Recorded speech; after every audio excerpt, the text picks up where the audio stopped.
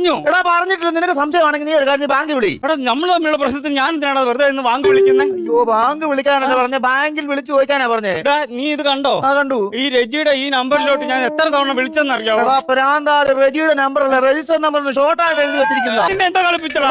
നീ കളിപ്പിച്ച എന്നെ കളിപ്പിച്ച എന്നെ മോനെ കളിപ്പിച്ചിട്ടാ. എന്താ കളിപ്പിച്ചു? പാവം പിടിച്ചെടുത്തോണ്ട് താടി മീശം വളരാന് കരട് നെയ്യ് കൊണ്ട് തരാമെന്ന് പറഞ്ഞിട്ട് മുള്ളമ്പത്തിന് നെയ്യല്ലോ നീ കൊണ്ട് കൊടുത്തത്. അതിനിപ്പോ എന്താ പറ്റി? ആ ചെറുക്കൻ അതെല്ലാം കൂടെ പെരട്ടി വെച്ചിട്ട് മോന്തി കൂടെ മുള്ളു ഇറങ്ങിട്ട് റംബൂട്ടാന്റെ ഫിഗറും പിടിച്ചിട്ട് പെരക്കാത്തിരിക്കുക.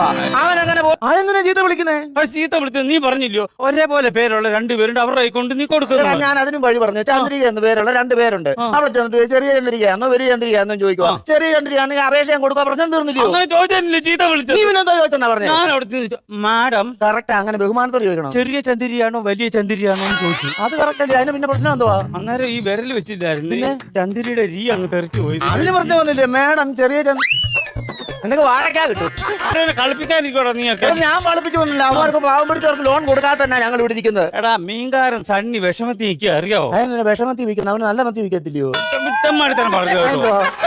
അങ്ങനെ വേണ്ട. നിന്നെ കൊണ്ട് ഞാൻ 15 മിനിറ്റ് ലോൺ എടുപ്പിക്കും. 15 മിനിറ്റ് പറയടാ. നിനക്ക് ഇപ്പൊ ലോണിന്റെ ആവശ്യമുള്ളതായിട്ട് എനിക്ക് തോന്നുന്നില്ല. എടാ ഞാനൊരു അരണ കുടുംബത്തിലെ അരണ കുടുംബോ? അശരണ. അത് കറക്റ്റാ.